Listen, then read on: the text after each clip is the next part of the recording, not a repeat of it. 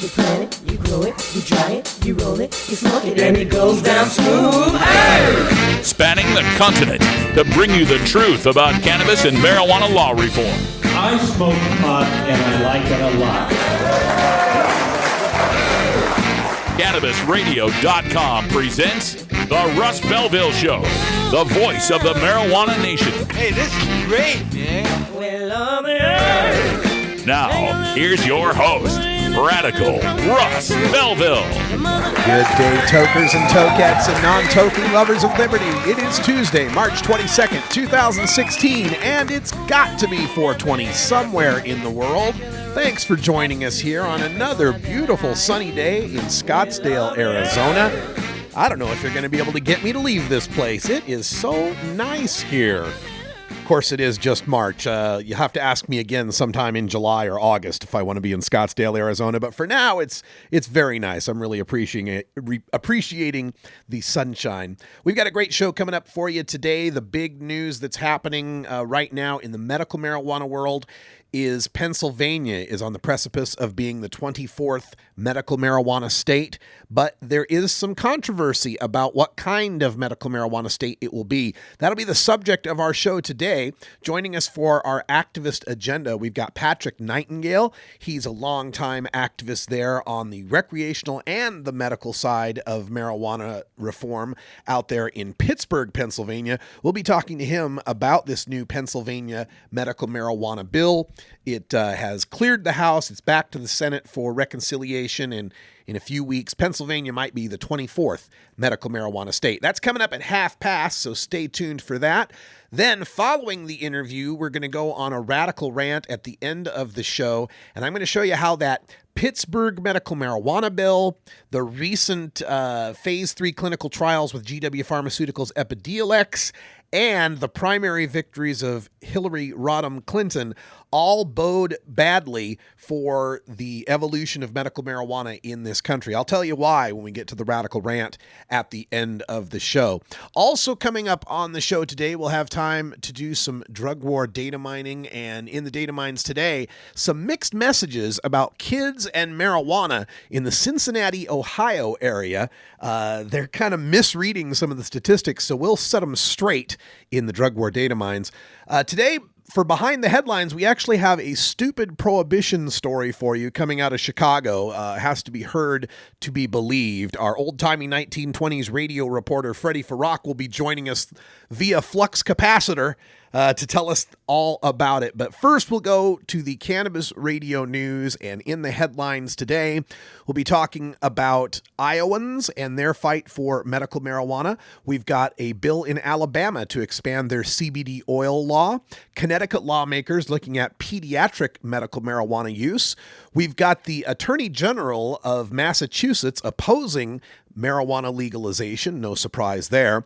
Pittsburgh has got a new misdemeanor or a new decriminalization initiative that we'll have to tell you all about. We'll also talk to Patrick Nightingale about that as well. And another medical marijuana company finding that Google is not so friendly when it comes to advertising your medical marijuana company. That's all coming up in the Cannabis Radio News. That'll be followed in our second hour with Toker Talk Radio. The phone lines will be open here. I've got the Skype working again today at 971-533-7111.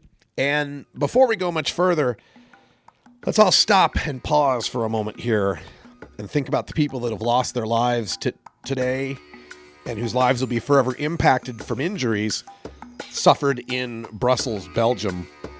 A devastating terror attack that had explosives going off at the airport and the subway. As someone who travels for a living, every time I hear one of these stories, I just feel for the people involved in it, and it could be you, it could be me, it could be anywhere, anytime, and let's hope we can put an end to this madness. We're back with the Cannabis Radio News right after this.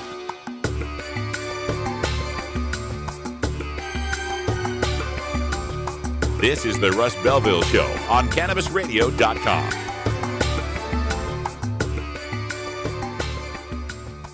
The next generation of vaporizers has arrived. Vuber vaporizers are blazing the way with unparalleled technology for oil, concentrate, or dry flower pens. Providing unsurpassed customer service and expert craftsmanship, Vuber vaporizers use cutting-edge technology, providing a power-packed, smoother vapor with a lifetime guarantee. Experience vaporizing the way it was meant to be. The Vuber way. Maui Wowie, Acapulco Gold, California Kush. Our strains stretch everywhere too. This is the Cannabis Radio Network. Hey everybody, it's Radical Russ here from 420 Radio, inviting you to be like me and get your ink done at Lucky Horseshoe Tattoo, Fort Worth's most female-friendly, clean, sterile, awesome tattoo shop. Thomas and his crew are true artists who can design you a custom piece or use a design you bring in. Lucky Horseshoe Tattoo also offers all styles of tattooing as well as piercings and all-around fun. In the DFW area, stop by Lucky Horseshoe Tattoo and tell them Radical Russ sent you. Trust me, it'll feel awesome. You're not high. You're listening to the Russ Belville Show on CannabisRadio.com. As it relates to my brother, there's one thing I know for sure. He kept us safe. Okay. Maybe you're high, too. Cannabis Confidential with Dr. Dina. Candid. I want to give you the inside story. Captivating. I want to introduce you to my kind and amazingly talented friends. Compelling. We get to meet some of the most amazing cannabis activists and warriors around. Listen in as medical marijuana pioneer Dr. Dina shares never-before-heard stories, chats with cannabis insiders and celebrity friends, and provides invaluable perspective and insight into one of the fastest-growing industries in the world. I want to share with you what was once confidential information. Let's expose the truth, discuss the issues, and learn the facts. Cannabis Confidential, only on CannabisRadio.com.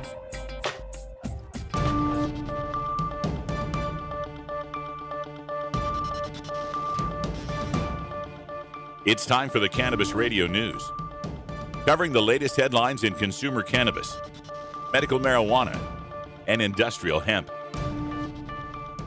Cannabis Radio News is now available exclusively at CannabisRadio.com. Now your marijuana headlines in 4 minutes and 20 seconds. This is Cannabis Radio News. This is your Cannabis Radio News for Tuesday, March 22nd, 2016. Supporters of legislation that would expand access to medical marijuana in Iowa say lawmakers are running out of time this session to pass the bill. A group known as Iowans for Medical Cannabis held a rally Tuesday outside the Capitol in support of a medical marijuana bill introduced earlier this session. They called out leaders in the Republican-controlled House, which currently has control of the measure. Organizers say time is running out to take action on the bill, which would create a system for manufacturing, dispensing, and possessing medical marijuana in Iowa. It could require approval in at least 2 more legislative committees and chamber votes before Governor Terry Branstad would review it. A message for House Republican leaders was not immediately returned Tuesday.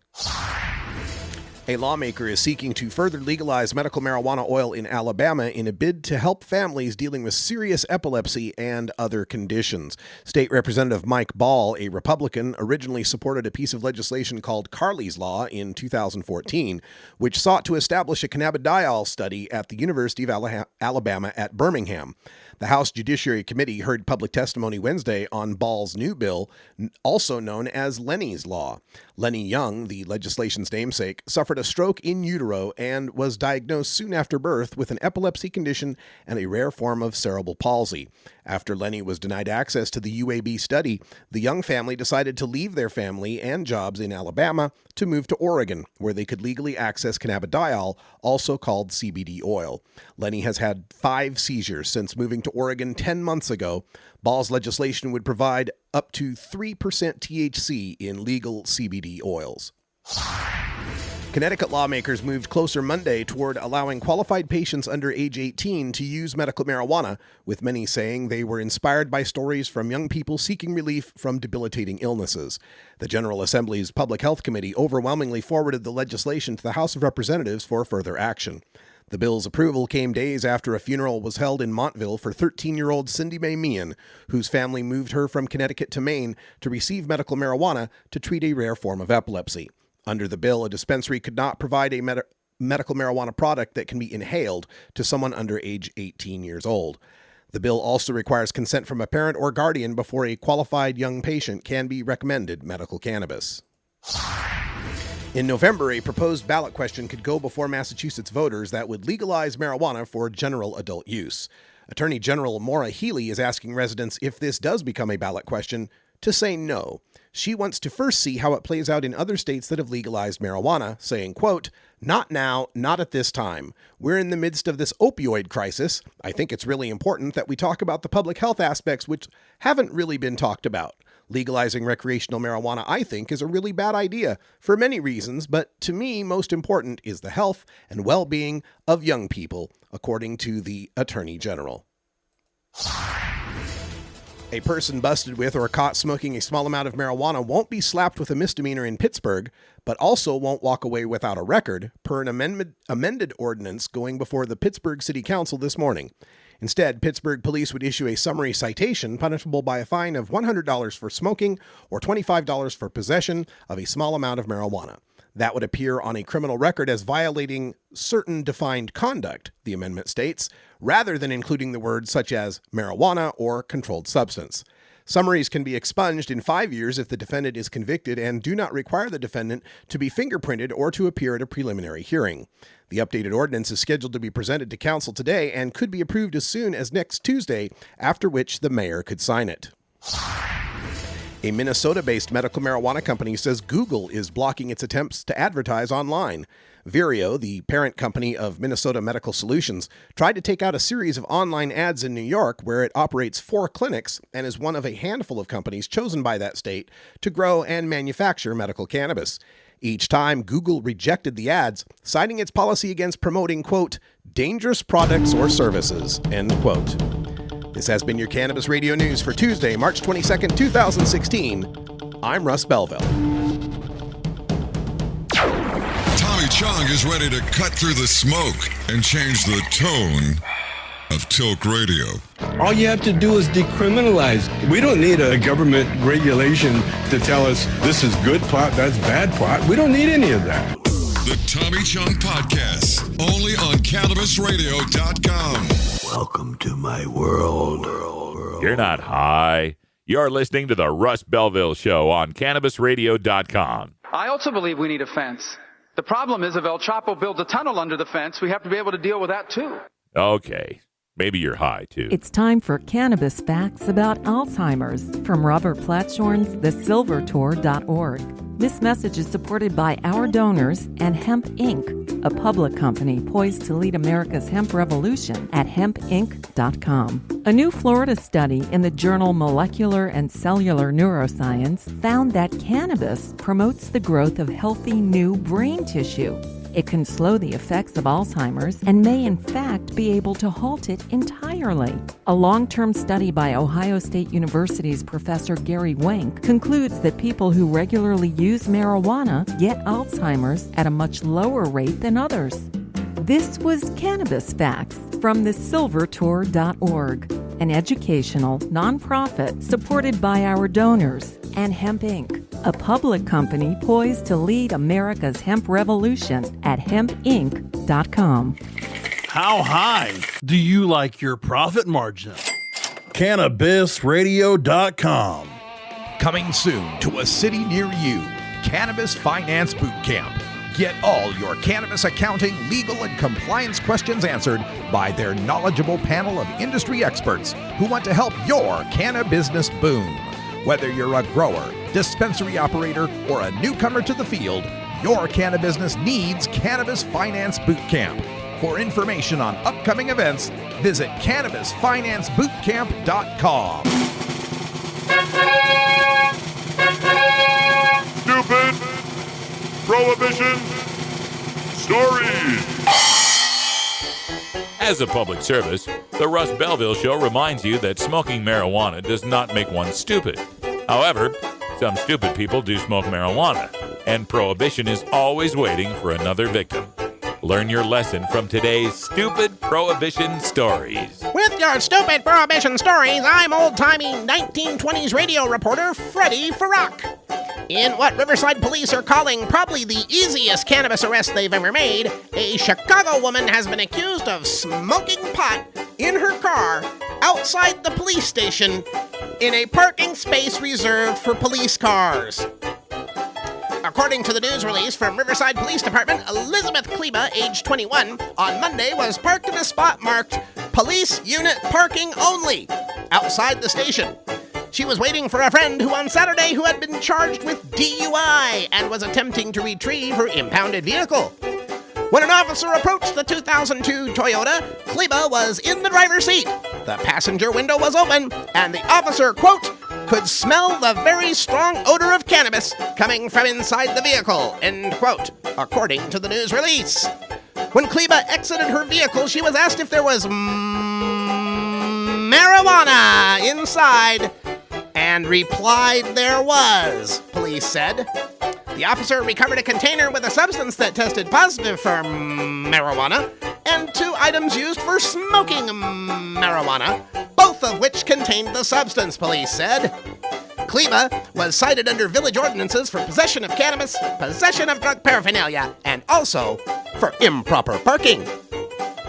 Riverside Police Chief Thomas Weitzel said, quote, to think that an individual would come into the police parking lot, park in a spot that was posted as police unit parking only, and then openly smoke cannabis is simply absurd. The smoking of cannabis and cannabis possession has become so commonplace in America today that individuals don't give it a second thought as to where and when they smoke it, not even if it is in a police station parking lot, end quote. I'm Freddie Farrock with your stupid Prohibition story!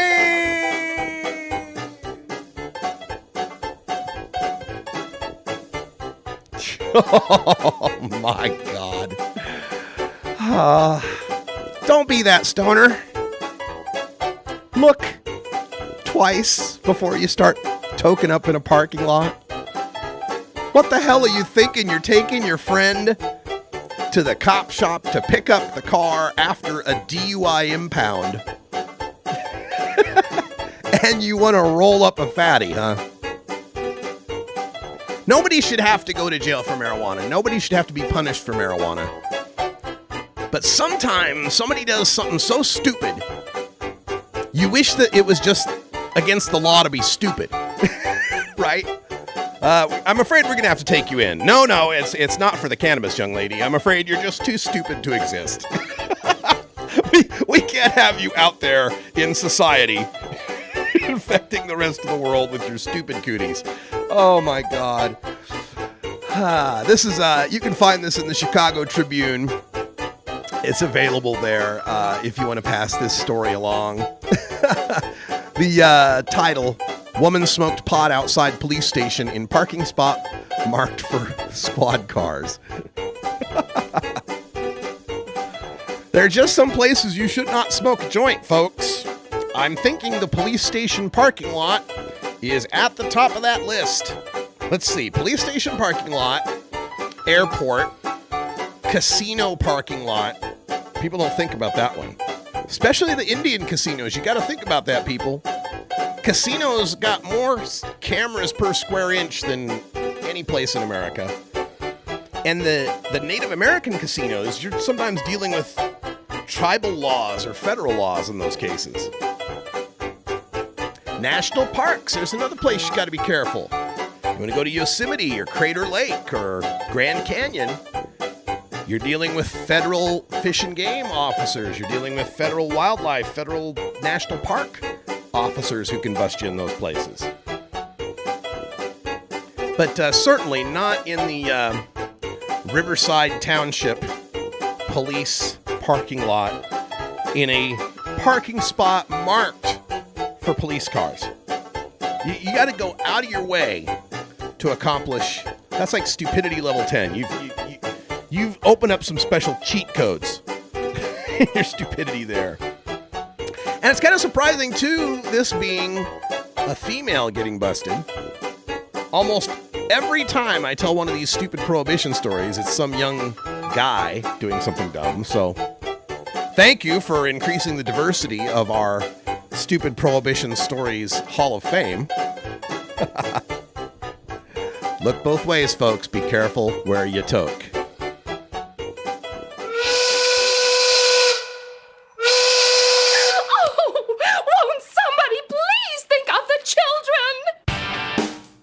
We're thinking of the children. That's why we want to legalize marijuana. In hour 2, I've got some statistics for you coming out of Cincinnati, Ohio that kind of underline that position. So make sure you stay tuned for that. But coming up next, we're going to do some drug war data mining. We'll take a look. Well, we're actually going to that Cincinnati. I was in the wrong hour. It's actually coming up next. Lucky you. Dr. Dabber, hurry! Its temperature is shooting past 1,000 degrees Fahrenheit. It's burning up. I'm afraid for this little guy, it's just too late. What caused the problem? Only Dr. Dabber can maintain the perfect temperature for a smooth-tasting, slower burn. This standard vaporizer lost all of its health benefits, sending it up in smoke. So you're telling me that most vapor pens burn so hot they produce smoke, not vapor? Correct. Keep away from those standard vaporizer pens and turn to Dr. Dabber. Doctor's orders. Less heat, more flavor. Seed to sale, clicks to conversions, and more.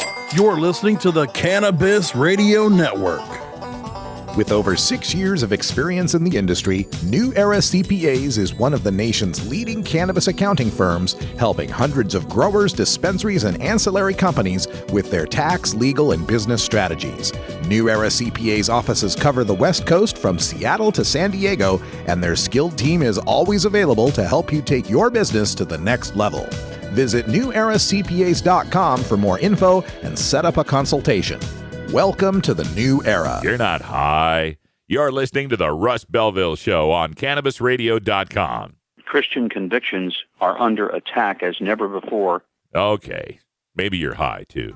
Doc Rob, the concierge for better living. Cannabis is just one of the many great plants that we have on this planet called Earth that we can use consciously and intelligently to improve our well-being. Take a real, raw, inside look at healthier living while sharing great ideas and improvements for a better quality of life. Learning to live and live well is a lifelong process. This is a journey. You could be 80 years old or 8 years old. You can still learn something that's going to make tomorrow a little bit healthier, a little bit easier, a little bit happier, a little bit better. The concierge for better living with Doc Rob. Only on CannabisRadio.com. Promoting the end of adult cannabis prohibition is easy because we have facts, science, reason, compassion, evidence, truth, and logic on our side. It's even easier when researchers catalog it all for us. Learn how to gather the facts on marijuana use, arrests, seizures, rehabs, drug tests, and more on this edition of Drug War Data Mining. Today in the Drug War Data Mines, we take a look at some data coming out of the greater Cincinnati, Ohio area, as well as northern Kentucky. And the shocking headline from Cincinnati.com is that kids use pot over cigarettes. Now, this isn't anything new as far as the national trends go. We've seen in the most recent surveys of young people that the use of cigarettes has declined dramatically in the past couple of decades, while the use of marijuana has remained relatively steady. So every time one of these stories comes out that says, kids are using pot more than cigarettes, it's not because kids are using more pot. It's because kids are using far fewer cigarettes. And that kind of gets muddied in these headlines and muddied in the leads of these stories in an attempt to try to gin up some controversy, right? There hasn't been much change in marijuana use. But by presenting this headline, kids use pot over cigarettes, in the context of the recent reforms we've seen in medical and, of course, marijuana legalization, that can lead the reader to infer that the pot use has gone up because of legalization. So I always like to bring these stories up to make sure everyone is well informed on the facts that the marijuana use has remained relatively steady, even as we've been legalizing, despite what our opponents have always warned. Let me get into some of the numbers here for you. Alcohol is by far used most by these kids, and this was a survey of 40,000 students, middle school and high school, grades 7 through 12. 88 public and private schools in the greater Cincinnati area and Kenton County in northern Kentucky. So 40,000 kids. And what they found was for past 30-day use, 16.3% of the kids reported using alcohol. That's 1 out of 6 kids, as young as 7th graders here we're talking, that mention that they use alcohol.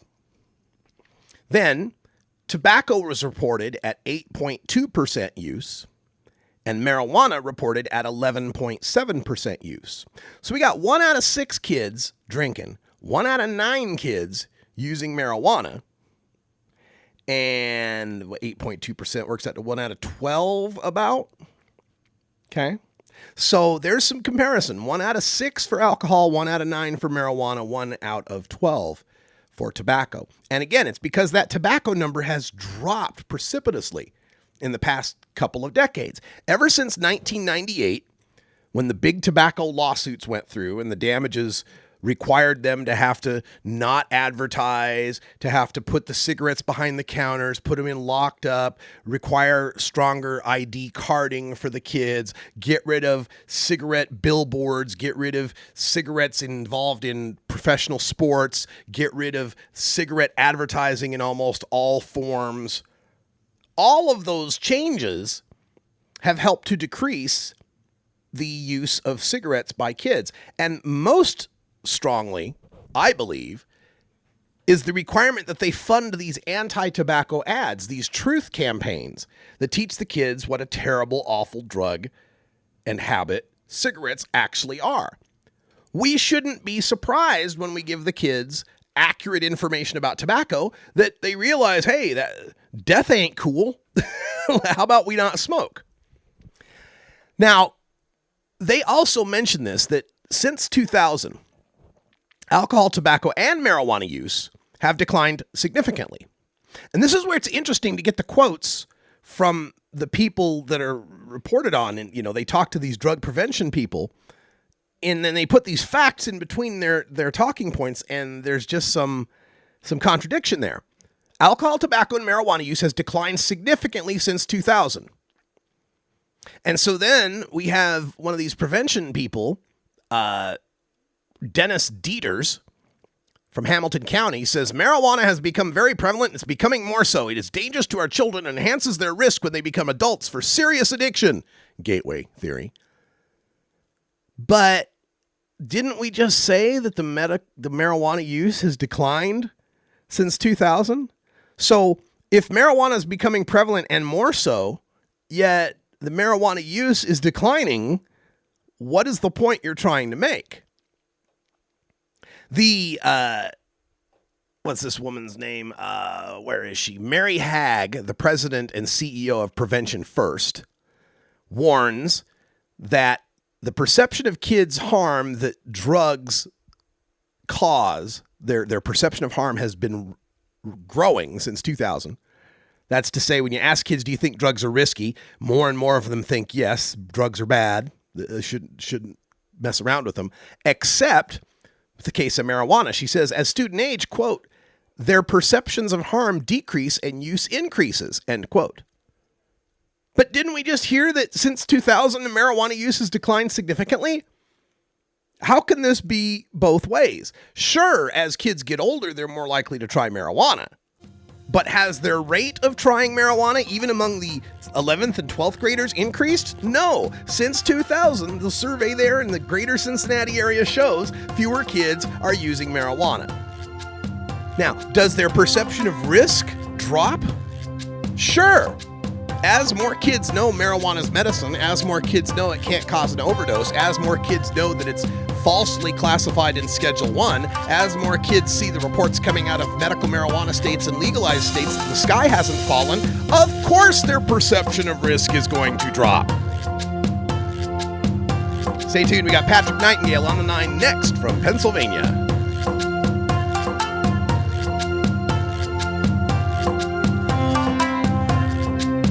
This is the Russ Belville Show on CannabisRadio.com.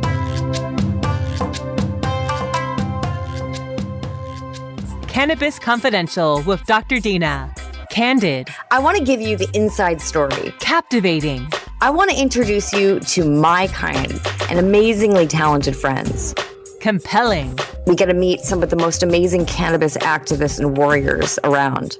Listen in as medical marijuana pioneer Dr. Dina shares never-before-heard stories, chats with cannabis insiders and celebrity friends, and provides invaluable perspective and insight into one of the fastest-growing industries in the world. I want to share with you what was once confidential information. Let's expose the truth, discuss the issues, and learn the facts. Cannabis Confidential, only on CannabisRadio.com. You're not high. You're listening to the Russ Belville Show on CannabisRadio.com. I do not like them, Sam. I do not like green eggs and ham. Okay, maybe you're high, too. NORMAL stands for Responsible Adult Cannabis Use. If cannabis use is causing problems in your life, consider taking a break or seeking medical assistance. Consider ceasing cannabis use if you have a family history of mental illness. Don't drive or operate heavy machinery while impaired by cannabis use. Cannabis use is not without risks, even though the risks may be far less than those posed by legal drugs. Every strain, every sale, every medical study. Keep it right here on the Cannabis Radio Network. The Russ Belville Show is proudly sponsored by the Marijuana Business Association. The MJBA, called by NBC News the Cannabis Chamber of Commerce, is the fastest growing business association in the fastest growing industry in America. I've been working with the MJBA for years, and I personally invite you to join the MJBA. MJBA also publishes the popular MJ Headline News on Facebook and the MJNewsNetwork.com and Marijuana Channel 1 on YouTube. Visit mjba.net for more details.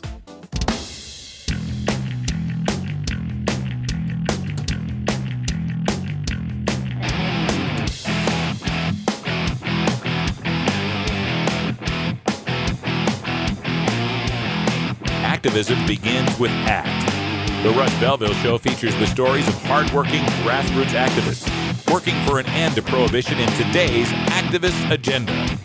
Welcome back, everybody. It is 32 after the hour, and joining us for today's activist agenda, we've got a great activist from the Pennsylvania area. We've got Patrick Nightingale on the line. How you doing, Patrick? Russ, I'm doing fantastic, and thank you very much for taking the time out to talk to some of us in what I like to call the hinterlands of cannabis reform out east. Yes. Now, are you in Pittsburgh or still in Harrisburg with the politicking going on?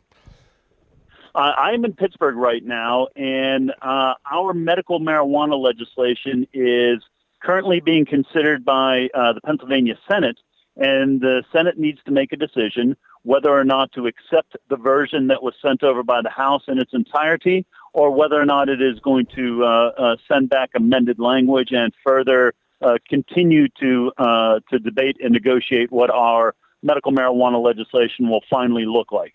Let's start by telling our listeners what the basics are of the Pennsylvania medical marijuana legislation, and then we'll start putting toppings on it like a pizza. We'll figure out what all these amendments are. But what are some of the basics first?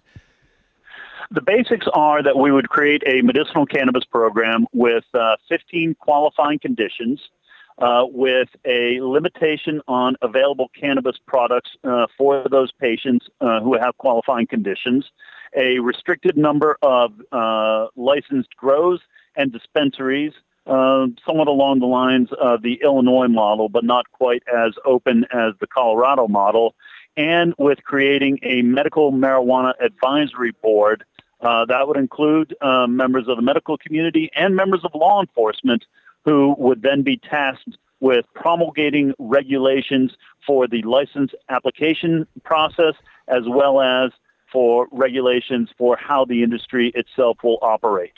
It is a regulation-heavy bill, and that is what we had to do to get it through the cesspool known as Harrisburg. Sure. Now, let's start with the conditions, because I know one thing that caught my eye, and I don't know if this was in the original bill or if this was something the House added, but the condition of autism, which is the first time I think I've seen a medical state put that down, explicitly. Of course, California can get it for anything, but explicitly.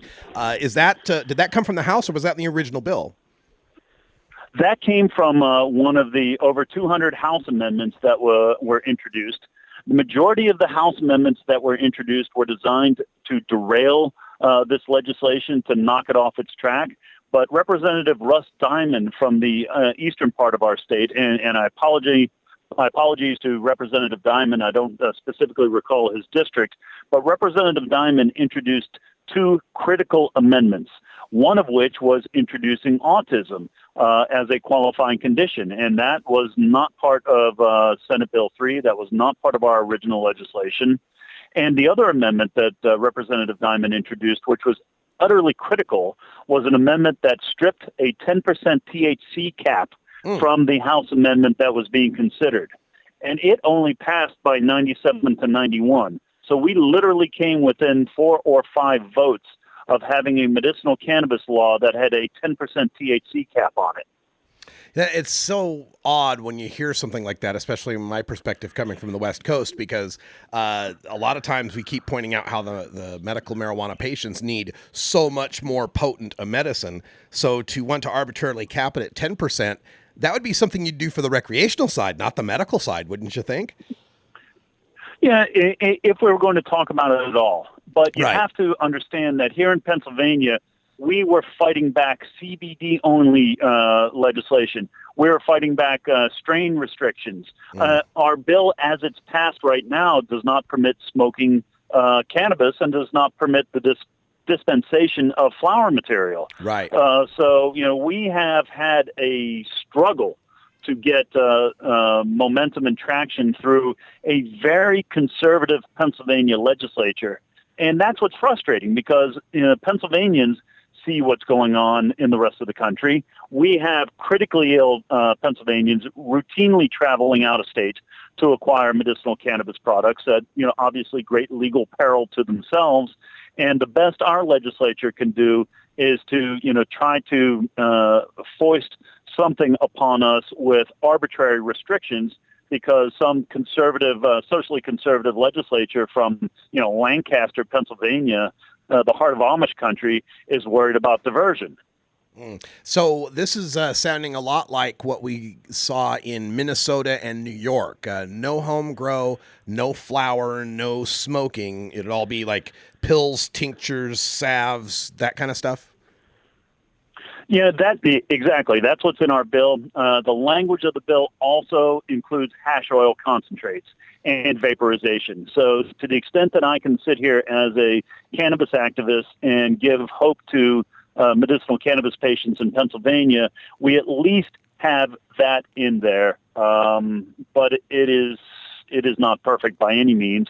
And the other thing that concerns me about this legislation is the Medical Marijuana Advisory Board that I just described would include 3 representatives of law enforcement, chiefs of police, state police, and the District Attorneys Association. And the amendment would charge the Medical Marijuana Advisory Board with setting a per dosage cap for medical marijuana products. So in other words, we've got 3 cops on a medical advisory board telling us how much medical cannabis products should cost. Well, I know at the police academy there, they must spend a lot of time on all these medical issues for these cops to have that sort of authority, right? Yeah, exactly. Jeez. I recently found myself facing a felony manufacturing charge for a client who had an e-nail. I had to pull out Google and online videos to show, no, this is for consumption. This is not for manufacturing. We have an uphill battle. We have a very uphill battle in Pennsylvania, especially if law enforcement is going to be involved with our medicinal bill. The prosecutor thought that a dab nail was for making concentrates? Yes.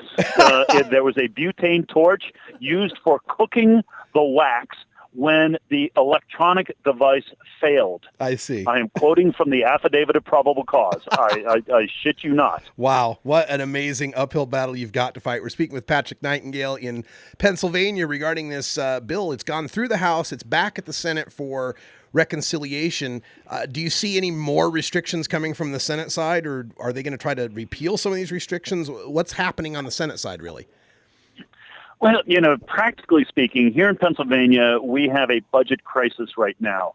Our governor has not signed the budget. The Pennsylvania Republicans are at war with our Democratic governor, And, the feedback that I am getting is that this is pure politics. The Republicans are not going to hand our governor a legislative victory with medicinal marijuana until the budget crisis is resolved. So I don't think the Senate is going to change the language at all, but I don't think that they're going to send it back to the House with concurrence until we have a resolution of our budget issue. So we have a situation where seriously sick and disabled, ill people in Pennsylvania are political pawns in this game over the budget. And they have been for months. The House would not take up this legislation last year in 2015 because of the budget crisis. So it continues. But this governor is approving of this bill, right? We expect when it does get to his desk, we'll have the 24th medical marijuana state. Absolutely. Governor Wolf will sign this legislation unless the patients and the advocates came to him and said, Governor, don't sign it. He has been a steadfast and stalwart supporter of medicinal cannabis reform from the minute that he took office in January of 2015. Our former governor, Republican Governor Tom Corbett, refused to even meet with any of the families with sick children, some of these families with Dravet syndrome, and these severely epileptic children. Governor Wolf has made a point of coming down and meeting with us each and every time that we are in Harrisburg. It has been such a radical change, but unfortunately, Governor Wolf is a Democratic governor in a state controlled by Republican majorities in both the House and the Senate. So his ability to get things done is obviously somewhat limited. But I'm glad you bring up the difference that a governor can make in this situation, because today a lot of people are voting in primaries across the country, Arizona, Utah, and Idaho, my home state. And sometimes people in our community discount the value of their vote, like how much power there is in that. But it sounds to me like if Corbett was still there, this would be all a moot point, wouldn't it? It really would be, because we understood with Governor Corbett that we had to have veto-proof majorities in both the House and the Senate in order to get this passed. And there is zero chance we could have had a veto-proof majority in the Pennsylvania House. We had it in the Senate, but we could not have pulled that off in the House. So it was absolutely critical to have a change at the top. And that's the type of thing that, yes, it resonates all throughout the political process. Time and time again, people ask me, what can I do to help? And the response is, are you registered to vote? Do you know who your local representative is? Do you know who your local state senator is? Do you know who your federal representatives are? Because we cannot change anything in Pennsylvania unless it is done legislatively. And that is the reality. Yes. Well, Patrick, thank you for informing us on this state medical marijuana bill. While I've got you on the line, I was wondering if I could ask you about what's going on in municipal-wise in Pittsburgh, which I understand is making some changes to a decrim situation there. Yes, we have introduced a decriminalization ordinance that would call upon the City of Pittsburgh Police to issue a local ordinance summary violation instead of charging someone with a misdemeanor level criminal offense. Philadelphia, Chris Goldstein and Mike Whiter and Nikki Allen Poe and some of those guys, they did this in 2014. And to be completely honest with you, I did not think it would work. I did not think that it was permissible under our supremacy clause. But in the ensuing time, they have seen an 80% reduction in arrests in the city of Philadelphia. That is 3,000 fewer people in Philadelphia being charged with misdemeanor level cannabis offenses. So we decided to bring that right here to Pittsburgh. And the language of our ordinance needed to be tweaked just a little bit, and that actually happened today in City Council. But I am optimistic that by April, the City of Pittsburgh Police will have policies and procedures so that an individual within the City of Pittsburgh who is in possession of 30 grams or less of cannabis, 8 grams or less of hashish, will be cited with a local ordinance with a maximum $100 fine and will not be charged with a misdemeanor, which would necessarily involve fingerprinting, going to court, hiring a lawyer, and potentially having a criminal conviction on your record for the rest of your days. Yeah, as I was reading the reports on this, Patrick, it seemed like it was somewhere in a realm between a pure decrim and a summons thing, in that there was still some sort of record that a person would have. It just wouldn't be the criminal misdemeanor record. Am I correct on that? Yes, you are correct on that. We tried to imitate Philadelphia, which created a civil fine, a purely civil fine. And in the process, we discovered that only Philadelphia has the ability to do that in the Commonwealth of Pennsylvania. Oh. Every other jurisdiction, every other city, every other municipality, I don't care if you're in Wilkes-Barre or in Erie or in Pittsburgh or in Washington, wherever, any code violation, whether it's not cutting your grass, whether it's a noise violation, or it's not shoveling your sidewalk, any code violation is treated as a summary criminal offense. And quite frankly, we were all a little bit surprised by this. We didn't understand how a local code ordinance would be treated as a summary offense by the courts, but that is the only mechanism we had in place in order to file this type of ordinance procedurally. What we did do is we changed the language of the ordinance so that when it is filed, if someone were to search the Administrative Office of Pennsylvania Court's docket, they would see violation of a Pittsburgh ordinance prohibiting certain types of conduct. It would say nothing about marijuana. So we believe that we have largely accomplished our goal of protecting people from, that type of public scrutiny as a result of this, and most certainly not having fingerprinting and entering someone into the national searchable database is a big step in that direction. But, Philadelphia did something that apparently only Philadelphia could do. And any idea how they got to be the unique city in Pennsylvania that has this right? Philadelphia is the only city in Pennsylvania that is defined as a city of the first class. Pittsburgh is the only city that is a city of the second class. Everyone else is either third, fourth, or fifth, or whatever. Philadelphia has had certain legislatively created Philadelphia-specific procedures through their municipal court, but it literally took legislation through Harrisburg, voted by the Pennsylvania legislature and signed by the governor in order to carve out this unique procedural situation for Philadelphia. So rather than suggest, hey, we need to amend Pennsylvania law for Pittsburgh's decriminalization ordinance, we thought, at least in the short term, okay, we can't call it civil. It has to be treated as a summary criminal violation. It's not perfect. We don't have absolute anonymity for people, but I would say we're 80% of the way to the way of accomplishing what Philadelphia has done. That's really fascinating. And how fascinating that your state law calls you a second-class city. How insulting.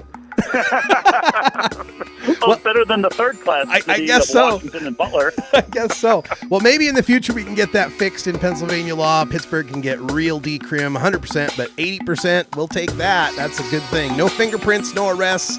Hey, that's a good day for me. Thank you, Patrick, for joining us here. And ultimately, and just so you know, our goal in Pennsylvania is full recreational, full industrial, full commercial, but it's going to be baby steps getting there, and we know that. Yeah. Thank you, man. Thanks for talking to us today.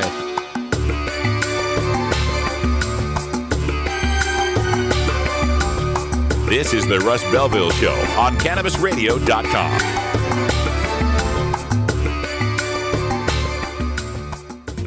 Ganjapreneur.com, your guide to the cannabis business world.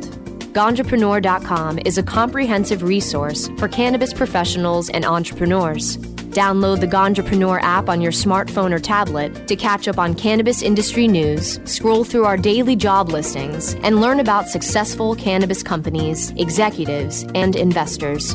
Ganjapreneur.com, helping ganjapreneurs grow. We have your smoking section right here. This is the Cannabis Radio Network. Are you playing an acoustic guitar but want to be louder without an amp? Try a resonator guitar. The fingerboard extension has National Resophonic and other resonators, square necks and round necks. Stop by the Fingerboard Extension downtown Corvallis at 120 Northwest 2nd Street today, or check out its inventory on the web at fingerboardextension.com. Go wild hog in the woods. You're not high. You're listening to the Russ Belville Show on CannabisRadio.com. And if standing for the Constitution make you a wacko bird, then I am a very, very proud wacko bird. Okay, maybe you're high too. Doc Rob, the concierge for better living. Cannabis is just one of the many great plants that we have on this planet called Earth that we can use consciously and intelligently to improve our well-being. Take a real, raw, inside look at healthier living while sharing great ideas and improvements for a better quality of life. Learning to live and live well is a lifelong process. This is a journey. You could be 80 years old or 8 years old. You can still learn something that's going to make tomorrow a little bit healthier, a little bit easier, a little bit happier, a little bit better. The concierge for better living with Doc Rob. Only on CannabisRadio.com.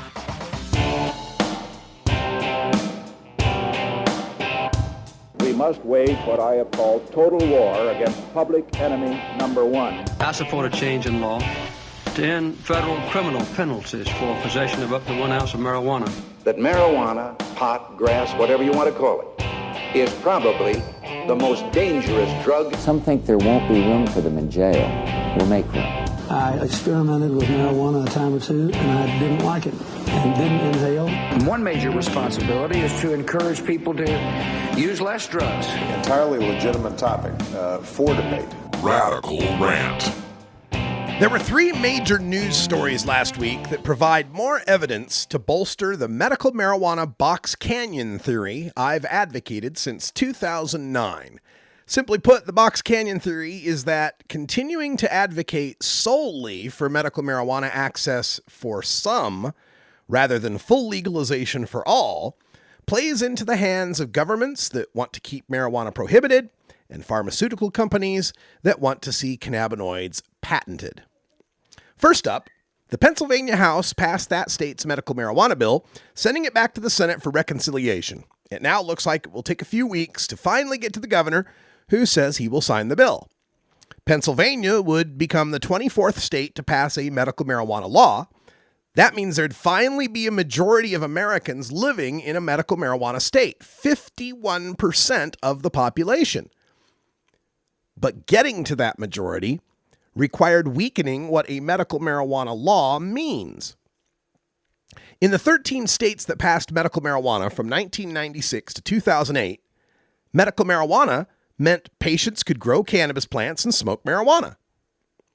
Starting in Arizona in 2010, medical marijuana in the next 9 states meant patients could smoke marijuana, but only if they bought it from dispensaries.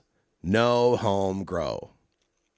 Then in 2014, with New York and Minnesota, medical marijuana meant patients could only use non-smokable cannabinoid products bought from dispensaries.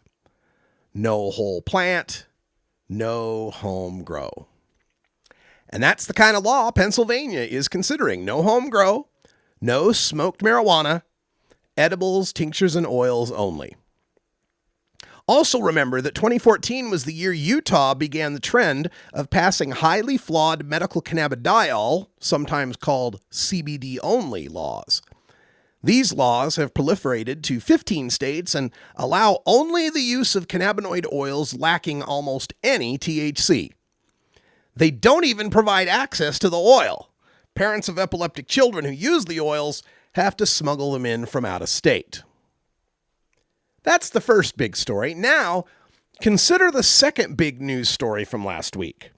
The massive stock price increase enjoyed by Britain's GW Pharmaceuticals, which shot up from $38.46 a share to over $81.67 a share. The reason? GW's cannabis-based drug, Epidiolex, performed remarkably well in the first of 4 Phase 3 clinical trials for the treatment of epilepsy. GW has been working to perfect cannabinoid pharmaceuticals for almost 2 decades. Its first run of trials for cancer-fighting drugs kind of panned out, and the company has been struggling along with just $5 million in annual sales. Epidiolex, it's estimated, could be worth $1.1 billion annually in just 5 years if these epilepsy trials continue to prove successful. I'll bet you're putting 2 and 2 together on these first couple of stories by now. If all these recent medical marijuana states don't let patients grow cannabis and base their laws on non-smokable cannabis products, and GW Pharmaceuticals manages to perfect their patented versions of non-smokable cannabis products, hold that thought. Hold that thought while you consider the third big story, which was Secretary Hillary Clinton's sweep of 5 Democratic primaries last Tuesday. Clinton's victories provide her with the better shot at clinching the Democratic presidential nomination. Her rival, Senator Bernie Sanders, favors removing marijuana from the Federal Controlled Substances Act. That move would provide the greatest freedom to states to prohibit, decriminalize, medicalize, or legalize marijuana as they see fit.